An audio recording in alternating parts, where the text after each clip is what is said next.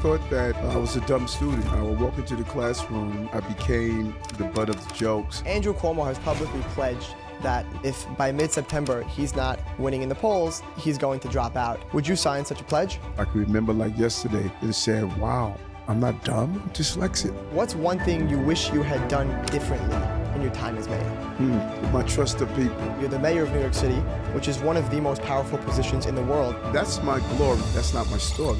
I know what on the verge of homelessness looks like. I know what missed meal cramps feel like. I know what it is to live in a domestic violence situation, living on the verge of poverty. I didn't study them in school, I lived them. My guest today is Eric Adams, the current mayor of New York City. And trust me, this was not your typical interview with the mayor. He opened up about his childhood, getting bullied because of his undiagnosed dyslexia, dodging eviction countless times, and getting beaten up by police. He takes us into what it's really like to be the mayor of the greatest city on earth, and how difficult it really is to push policy forward. And of course, we discuss the 2025 mayoral election and Mayor Adams' strategy to defeat Andrew Cuomo, Curtis Sliwa, and Zohran Mamdani. I'm Victor Brackett, and Momentum is where I usually dive deep into the stories behind business success. Now, Mayor Adams is not a businessman, but his success story is truly phenomenal. You're gonna love it. Let's get into it. This episode is sponsored by Goldburd McCone LLP.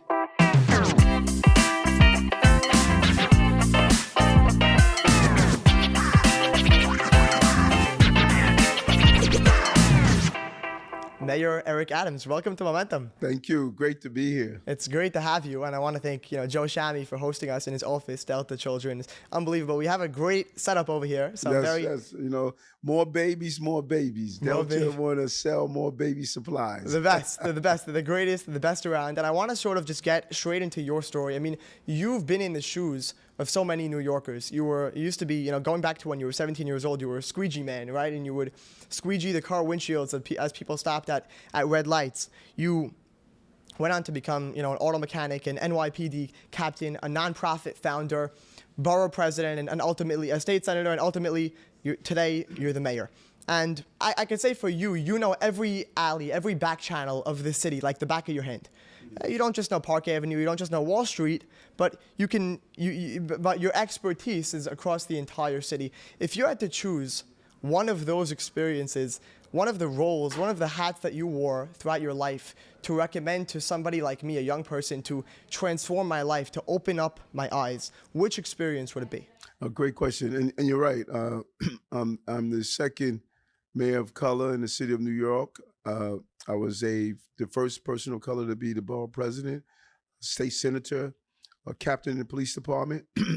But all of those items and descriptions, that's my glory. That's not my story. My story is growing up in South Jamaica, Queens, and a mother who was raising 6 children, for the most part, on her own. And my story is having a learning disability and walking in the classroom every day and being bullied because I stumbled over words when I read, didn't realize it was an undiagnosed dyslexia. Or even having my car shot at when I was a off-duty sergeant in the police department and still had to get up and take the exams to get promoted, or going to school at night. Yes, on the walls, the degrees show associate's degree, bachelor's degree, and master's degree, but it doesn't show 14 years of going to school at night, taking 2 and 3 classes just to survive. So my story is the story of a New Yorker, a resilient, working class, never giving up. We have what's called moxie. We have this unidentifiable energy and spirit that we can come to this city and be a dishwasher and then own a chain of restaurants. We can be a person that doesn't understand English and then open English-speaking schools. Or you could be someone that worked in the mailroom and become the mayor. But when I look at all of those jobs, the job that really defined me to understand this city was being a police officer. Any given day, a circumstance could happen that you must use not only common sense, but you must use the training and the knowledge that you have. And by the time I finished my 22 years, I had a wealth of items in my CPU that told me how to resolve issues in correct conditions. And that's what I did for 3 years and 7 months as the mayor. I love it. And a line that you mention often is that in New York City, the goal is so that the person sitting in the back of the limousine is just as prosperous as the person who's driving the limousine, right? And I just think that sort of encapsulates your term as mayor and your goals for our city. You mentioned in passing that you had undiagnosed dyslexia for decades of your life, right? And that caused you to nearly fail out of school, to have to take classes at night, and just a slew of issues that, many people don't overcome, right? A stat that I hear you say often is that, 40% of our prison cells are filled with people who are dyslexic, right? And then if we look at, I ran the calculations, if we look at the other side of that, of elected officials with dyslexia, somebody who's dyslexic is 10 to 15 times less likely to hold a position of public office than somebody without that learning disability, right? And you shattered expectations on both fronts by, sitting in front of me today as the mayor of New York City. Take me into the moment where you realized that what you had originally thought was your downfall or your disability turned into an opportunity for you to really reinvent yourself. Well, I thought that I was a dumb student. I would walk into the classroom, and on the back of the chair, my chair, they would have the words "dumb student." I became the butt of the jokes, and if I read that day to children all day, they would mimic and say, "Let's act like we're Eric reading." And so, little do you know, those painful and dark moments are not burials; they're plantings. And you have to go through them sometimes to get to what your real destiny is. If I did not have to go through that horrific experience as a child, it would not have given me the resiliency of being not only a police officer, but being the mayor of the city of New York. I have an excellent ability to understand it's not what people call you, but what you answer to. And that has been my motto throughout my career. But it has taught me so much on how to just be resilient. And so I don't look at what I'm going through, but what about a mother that is trying to put food over her head for her children, like my mom? What she went through. She never surrendered. She could have walked away. She was a beautiful woman. She could have stated that I'm going to leave these 6 children and find an easier life. But no, she's lived up to her obligation. And that's what I take with me every day, that everyday New Yorkers are living up to their obligations. So I have a responsibility to live up to mine. Guys, I just want to pop in real quick to ask you if you're enjoying the podcast so far. Please follow the show wherever you get your podcast and share with a friend. We're trying to grow momentum as large as possible, and I can't do that without your help. All right, back to the episode. When you were a teenager, you were beaten by police officers. And, we look at your career and you get into law enforcement and you're there for over 20 years, right? So why did that incident either persuade you, dissuade you to get into law enforcement, and how did you ultimately make the decision to become a police officer? And it taught me so much because you cannot define an entity by the numerical minority that tarnish an entity. And one would have embraced a total dislike for police and law enforcement. But I was inspired by one of my spiritual leaders who encouraged me to go into the police department and make it what I thought it should be. And so instead of being a detached spectator in any occupation, profession, or any way of life, we need to make these entities into what we believe it ought to be. And one person can make a difference. History has shown that. And I was inspired after we saw a series of terrible interactions between police and communities to go into the police department after being instructed by my spiritual leader and fight from within. I started an organization called 100 Blacks in Law Enforcement Who Care, and we fought for justice and safety. We know that justice and safety can coexist, and we proved that as we saw the reforms that took place that were well balanced and thoughtful, and we saw crime drop in the process. And I bring that into the mayor's office as well. Well, one thing I love about you is all of your initiatives and your programs, and you like naming the initiatives, breaking bread, building bonds, and Yes. 100 blacks in law enforcement. I think we could have worked on that title a little bit, for that organization. You believe that you can enact change, and as a New Yorker, people oftentimes throw their hands up and say they should fix this. They should make these changes, and yet you wanted to become them. Yeah, and that's a very good point, because even going into policing, I felt that I could make a difference. And when I went from policing into to become a lawmaker, I went to Albany because I felt I could make a difference. And I was the same when I became borough president. I felt I could make a difference. And that is what has always been the fuel that has moved me forward. And my vehicle is really fueled with the belief I can make a difference. I understand why you wanted to make a difference, obviously, especially because you were put into these scenarios, these situations where you were beaten by the police, where your car was shot at, and all these other, scenarios that no one should go through, right? And that you obviously were able to relate to anybody else who's gone through an experience like that. But why did you think that you can make a difference, Like, for a person like me, I see in my community, something as simple as going to the polls and voting. My vote's not going to do anything. What's the difference, right? But you took that so far that you were going to, run for office with the belief that you could make a difference. I would say 99.9% of people do not think like that. How did you develop that mindset? And that's a great question.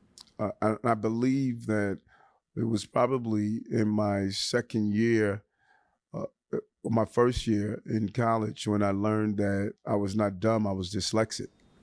And that was your first year in college? Yes. Wow, that's very late in life. Yes. I heard a young lady listening to a documentary on dyslexia, and I took it out. And when I saw it, I could remember like yesterday, leaning back in the chair and said, wow, I'm not dumb, I'm dyslexic. And so from that day on, I just really felt that any and everything is possible. The word impossible just no longer existed for me. And I felt whatever I got involved in, that I could make a difference. And it became my motto of looking at injustices and reversing them. And what I love is how you climbed the political ladder, right?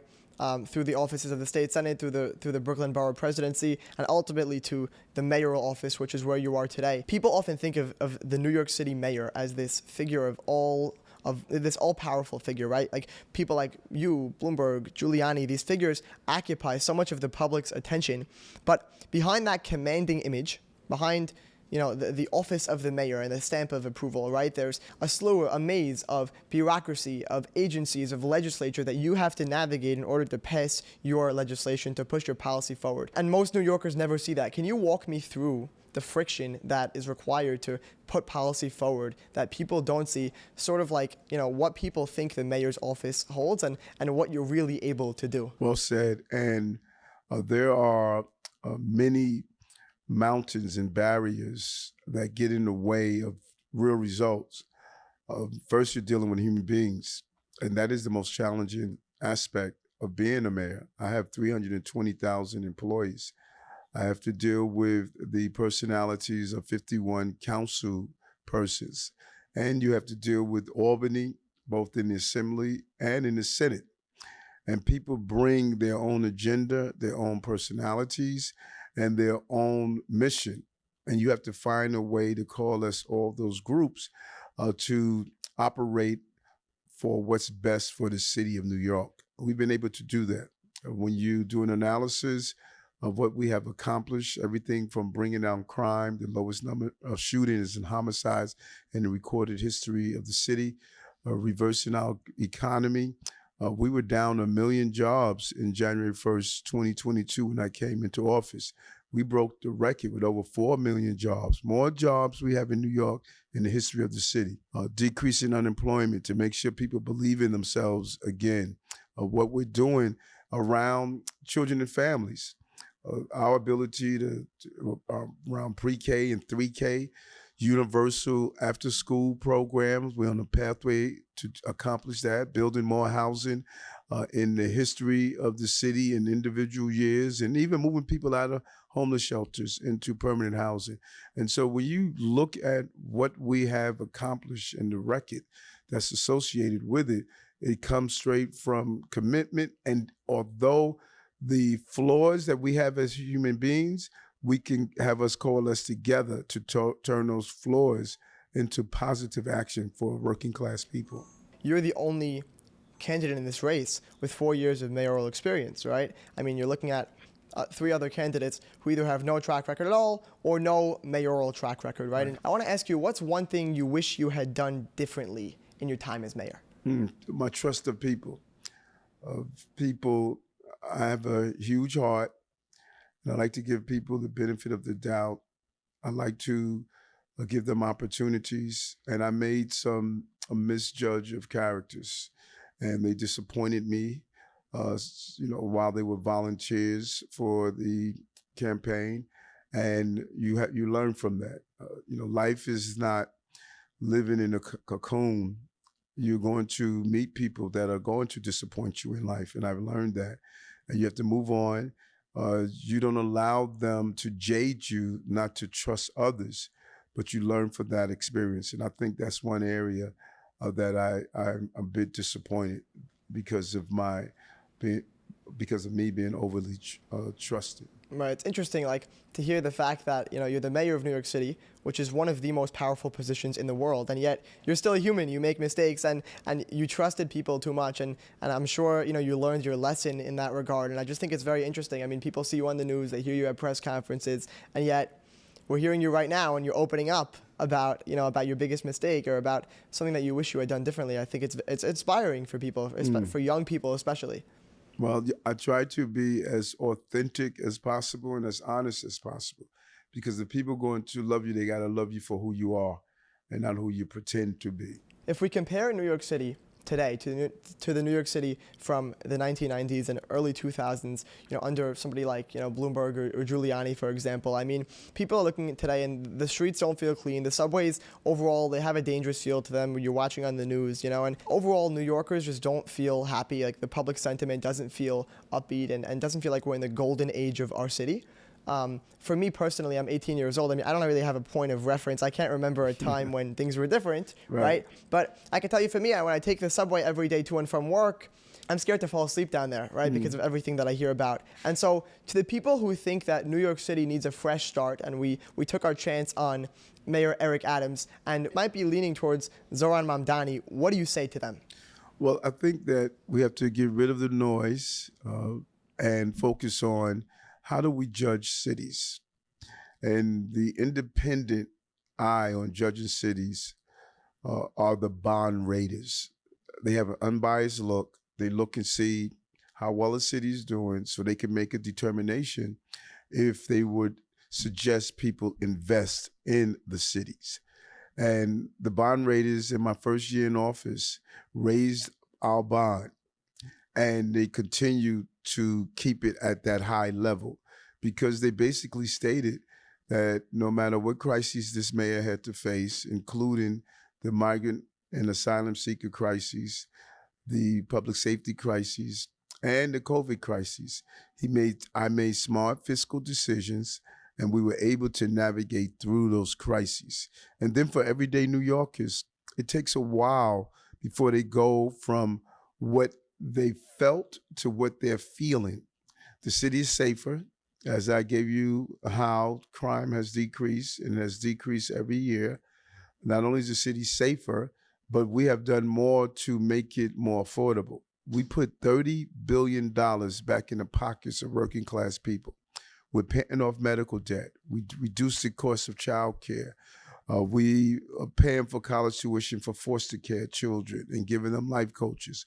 We're paying high-speed broadband service for NYCHA residents, and we're now doing it for other affordable housing. And no low-income New Yorker pays income tax at all. We've taken away the income tax of low-income New Yorkers.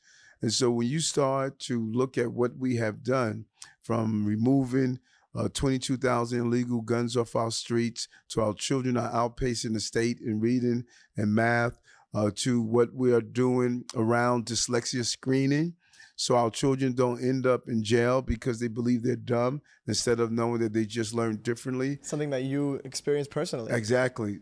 So I looked at what I went through in life and what got in my way to make sure we removed and dismantled those barriers, so those who are going through a lot know they have a mayor that has gone through a lot. It's amazing, and it's the American dream, right? I mean, it's like the perfect example of somebody who started from a poverty-stricken household, who ended up becoming the mayor, and you now lead the people, many people who live in those poverty-stricken households, as well as the rest of the city, and firsthand what they've been through. Yes, and that's so important, because when you know firsthand what people have gone through, you are willing to fight on behalf of them. I know what on the verge of homelessness looks like. I know what not having the meals to eat, and know what missed meal cramps feel like.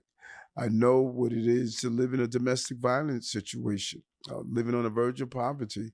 I know those things in a real way. I didn't study them in school. I lived them. And a leader, a mayor, should be a mayor that has a full scope and understanding of what life is like for people, so you can improve on that life. And policing has shown me so much on how to correct conditions. That is my goal. And it's about common sense, not always dollars and cents. If we take it to, your main political opponent right now in the race, Zohran Mamdani, his popularity is soaring. I mean, he's personable, he's charismatic, he's appealing to not only young people of the city, but people all across the board. And New Yorkers are excited by the prospect of free stuff, as they should be. As obviously, who doesn't like a freebie, right? But you have to distance yourself from his campaign while also scratching that itch for the rest of New York, who Zohran Mamdani's policies appeal to them. So my question is, what are you doing to respond to those policies and make your policies more appealing to the broader New York? Well, number one, we have to tell our record. He has run on a mantra of affordability. We're not running on that. We did it. We made this city more affordable. $30 billion of using the power of the mayor's office, not over-promising and under-delivering. That is very important. As a person who grew up in poverty, I know how disappointing it was for my mother when each year or so a candidate would run with all of these promises that they knew they could not deliver. And that's what we're dealing with now. These policies, on paper, they sound good, but in implementation, mayors don't have those powers. Mayors do not have the powers of raising income tax on the 1% of high income earners. Albany has that power. Assemblyman has that power. He's an assemblyman. He didn't do it as an assemblyman. So to use the money from the income tax to pay for free buses when you know that you can't do that is wrong to promise that. And then even freezing rent. We have a million renters that are part of rent control housing. You have several millions more, or over a million or so more, that are not. And so they're not going to be impacted by that. And government-run grocery stores, that's going to impact our independent supermarkets and our bodegas.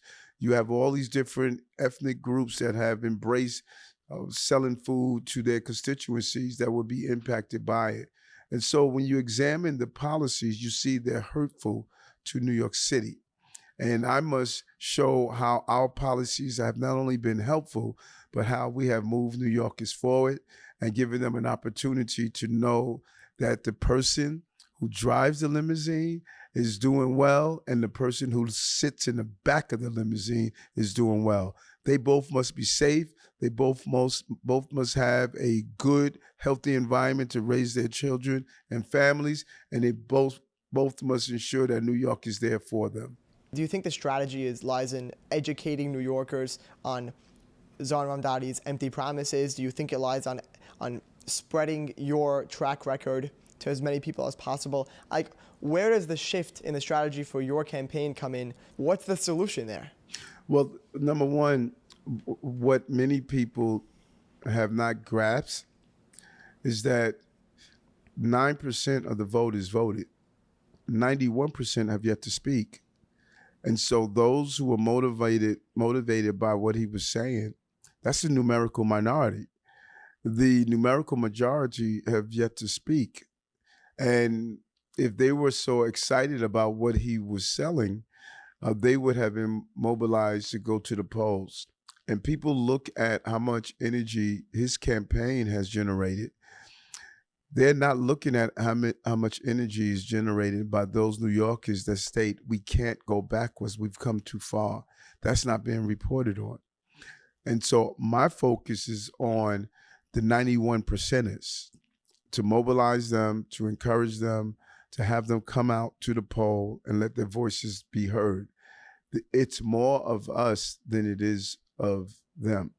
And we need to make sure that those of us that realize we cannot harm our city will come out and register to vote, and I think they will. There's a growing sense among many New Yorkers that the New York that represents the American dream is, in a way, no longer alive, right? I mean, like, a lot of people are feeling like if you're not part of the elite, ultra-educated group of bankers, of lawyers, of executives, right, then New York is just not a home for you. And it feels like the New York that we all grew up with, where you could, start something, build something small, and get by and succeed, is like, so it's drifting out of reach. Have you felt that shift, and what are you doing about it?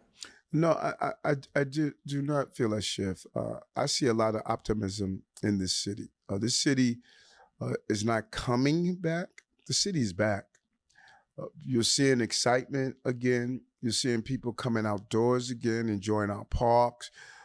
Broadway has had the best 12 months in recorded history of the city. You're seeing jobs and unemployment drop. People are believing in themselves again. And I think it is not properly being defined that New Yorkers are feeling optimistic about their future. Yes, there's always an issue around affordability in the country and in the city. And we must do what's possible within our powers as the mayor to ensure that we give New Yorkers the help that they deserve. And that's what we've done on so many levels. And I think people appreciate that, and they're going to see the fruits of our labor in the years to come. You're currently running as an independent on the safe and affordable line. How does your 20 years of experience in the NYPD offer a different, more pragmatic approach to safety in our city? Because I understand on the ground, being a beat cop, being a police officer that drove the subway system, that rode the subway system during some of the most challenging times during the mid-'80s when we were dealing with a lot of violence, a lot of drugs.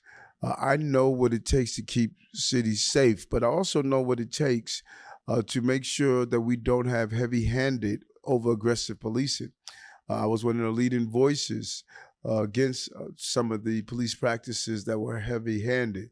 And I think from learning from that experience and learning how to keep us safe, I think it's the perfect combination that is needed. If we get into the race for a second, I mean, it's getting crowded, right? We have you're the incumbent, you're running as an independent. We have Andrew Cuomo, who last week Trump seemed to support. He said he has a chance. He said something like that. We have Curtis Sliwa, who won 27% of the vote in 2021, which is, definitely significant. And of course, we have Zohran Mamdani, a socialist who is running for public office in the world's greatest symbol of capitalism, right? So it's kind of like it's a little bit of a funny situation over there, but he seems to be doing well. And we'll get to Andrew Cuomo, but my main question is, how do you deal with Curtis Sliwa? I mean, if he garners, anywhere near the chunk of the votes that he got in the last election cycle, then it seems to be going. Then the win seems to be going to Zohran Mamdani. I think that this election is going to be a unique election because it's going to be about voter turnout and new voters. There are going to be a large number of people who have not voted before and who are going to come to the polls. Traditional polling look at likely voters, those who are likely to vote. It doesn't look at those first-time voters, those voters who voted one time and never returned back to the polls. We are going to go after those voters. You had 2.5 million Democrats that didn't vote, 1 million independents that didn't vote, and several 100,000 Republicans that didn't vote. Our goal is to go after those voters. And I believe when you look at a population of 4 million potential voters, you have an excellent chance that no matter what the lineup is, because remember, you just need to have the majority of votes. You don't need to have 51%. You just need to have the majority of votes. And we're going to go after that. And so how has your campaign strategy shifted from when you were running in the last election cycle to when you're running today? I mean, today it sounds like you're targeting these new, unlikely voters that the pollsters are not calling up and asking them who they're going to vote for. And so how has your campaign strategy shifted? It has remained the same. Get on the streets, let people know why they love you in the first place, and show your success. I did that as the borough president when I ran to be mayor, and we're going to do the same. We're going to infuse more social media into our communication strategies, but it is clear that I'm the only person that is running for mayor that has ever won being mayor. And I know how to connect with voters. No one is going to out-campaign me because I authentically care for working class people in this city. Did you know that there are ways to fight back against the IRS? I know it sounds crazy, but guys, I want to tell you about my sponsor, Goldburd McCone LLP. They are the very best that tax law has to offer. From audits and big tax balances to penalties and complex cases, they know exactly how to handle it all. And when the IRS throws you a curveball, they hit back hard. Whether you're a business owner, high net worth individual, or facing global tax compliance challenges, Goldburd McCone is the team you want in your corner. Goldburd McCone delivers creative tax strategies and real results. Guys, take control today. Visit goldbirdlaw.com. That's GOLDBURD, or call 212-302-9400 to schedule a consultation. And don't forget to use code MOMENTUMTAX to save on the consultation fee. Goldburd McCone LLP, because you shouldn't have to face the IRS alone. And guys, be sure to stick around. I'm about to challenge the mayor on whether or not he would drop out of the race for the good of the city, and his answer might surprise you. All right, let's get back into it. You've said many times that you're a servant of the city. And I think it's evident through everything that you've been through and every hat that you've worn. Andrew Cuomo has publicly pledged that, if by mid-September he's not winning in the polls, he's going to drop out. And he is pushing on you and others to sign this pledge. Would you sign such a pledge? No, because think about what he's saying. He's a very shrewd and oftentimes, I think, selfish elected official. Think about September is 4 weeks or even more, depending on where he's talking about. It could be 6 weeks out from the election. Look at where he was 6 weeks out from the primary. And even the day before the primary, he was putting out a poll that he was up by 10 points. He lost by 13 points because he underestimated the new voters and the voter turnout. And so too, if Mamdani and the other 8 people who are running for office, if they would have stated whoever was up 6 weeks out, everyone should surrender to, then Cuomo would have prematurely became the Democratic primary winner. Voters start paying attention 3 weeks out from the race. When I was behind Andrew Yang by 13 points, we did not start creeping up next to him and passing him until that window of those 3 weeks out. Interesting. So to throw in the white flag as the sitting mayor of the city of New York by a scheme that Andrew Cuomo created would just be the wrong thing to do. Voters heard his story. He spent $25 million selling his story. He did not campaign because he never wanted to be the mayor of the city of New York. He felt we were a consolation prize, and New Yorkers responded to that arrogance, and they did not elect him. He's a double-digit loser in the primary, so he should not decide the rules for the general election. What if we get to a point where we're, 2, 3, 4 weeks out of the election, like you mentioned, and there's the candidates that are all in the race now are still in the race at that point, and the way the vote is going to be segmented so deeply, so a lot of people think that it would guarantee a Mamdani win. How do you reconcile your commitment to staying in the race with your devotion to serving the city? Well, I think that it's not over till it's over.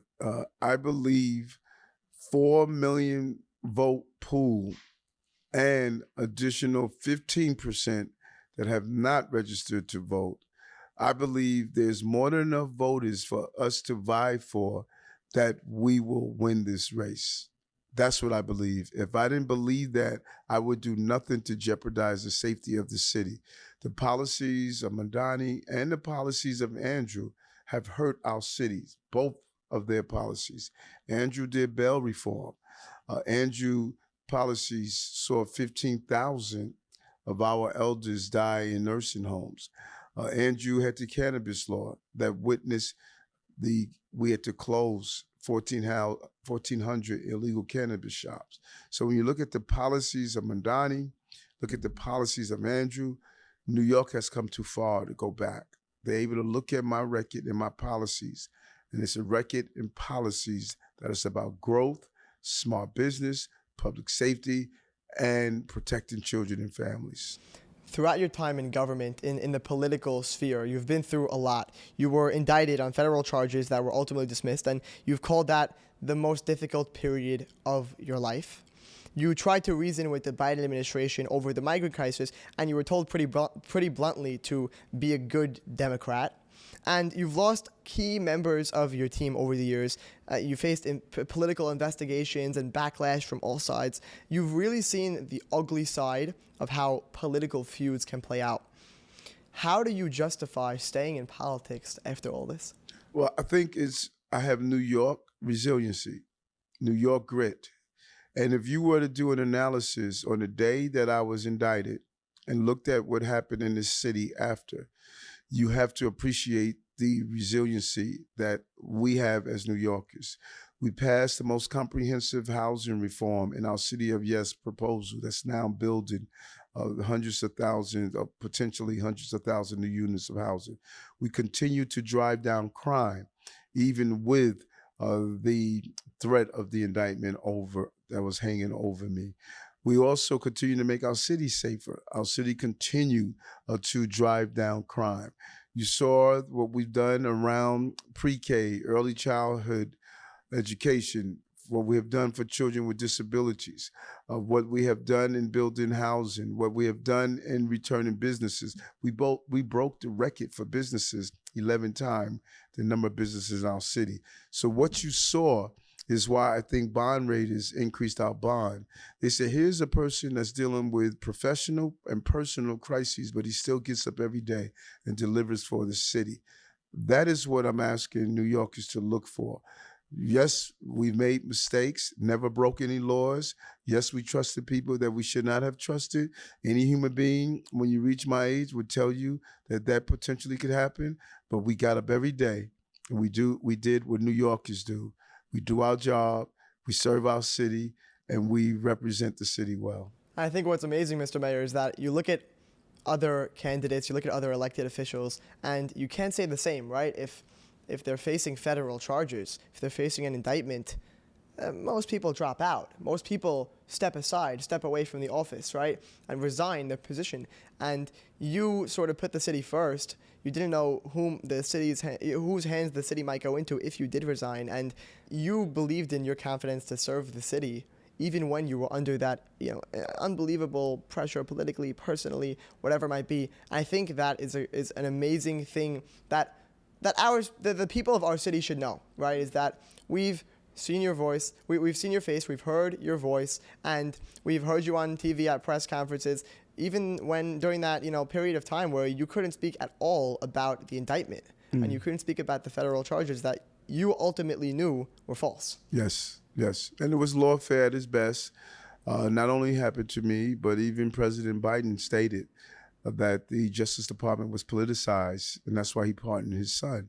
President Trump talked about the politicizing of the Justice Department and when they went after his family. And even Brian Benjamin. Many people don't know Brian Benjamin was the highest ranking African American in the state as a lieutenant governor. The Justice Department went after him because of him receiving campaign contributions from a nonprofit provider that was really a good nonprofit. The nonprofit didn't give it to him, but people who were affiliated gave it to him. They indicted him. The judge dismissed it before even going to trial, but it destroyed Brian Benjamin's career, and he lost his position as lieutenant governor. So there's a history of what the Justice Department has been doing and has been politicized. And that was the comments from the former president, that his Justice Department was politicized. It's almost unbelievable that that could happen in our country. And we see it often coming out of district attorneys and other positions like that. Do you have any plans for your second mayoral term to reform that side of the government where apparently the Justice Department or more local agencies will go after people, their political opponents? Do you have any plan to reform that? Well, that's outside our scope. The prosecutorial arm of our government, they have a non-mandate. No one can mandate they do anything.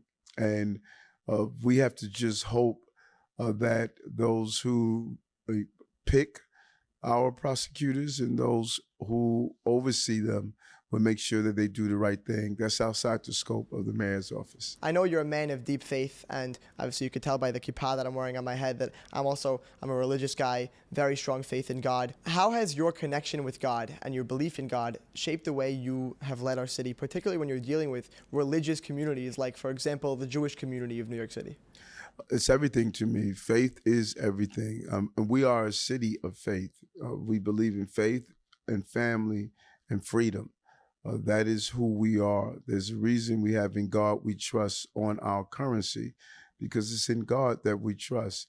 And when I see my brothers and sisters from the various faith-based entities in general, I appreciate that and I admire that, but specifically the deep faith that the Jewish community has.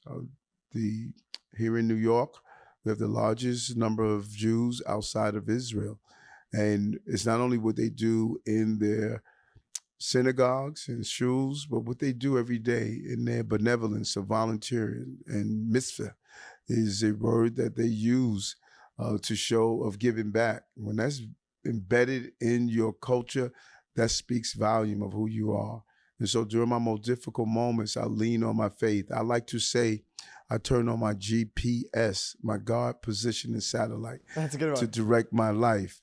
And I see that in the Jewish faith. Every morning you're up at the synagogues, what you do in Shabbos, making sure you pause and engage in family, what you do in Passover, pass down your faith for generations after generations. So there's a real foundation that those who believe in God will prosper from God. I think you're ready to convert, Mayor Adams. I think you're very, very familiar with the Jewish religion and the culture, which I just think is amazing. I want to shift towards our signature question. Yes. I named the podcast Momentum because, if you look in the life of any successful person, there's always some sort of shift, a moment of internal change where, whether it be a realization, an epiphany, not necessarily a proudest accomplishment, but just a moment of shift that really instilled confidence in somebody and ultimately allowed them to build up momentum, right? And I want to zoom into a point in your life where you gained momentum. What has been your momentum moment? So many. I think that our life is like a vehicle on a long distance travel, and every once in a while you have to stop in and be refueled. And there have been many moments when I had to be refueled at any given particular time. But I think probably the most significant moment was when I shared with you learning that I was not dumb, I was dyslexic. Probably prior to that, I had a negative opinion of myself.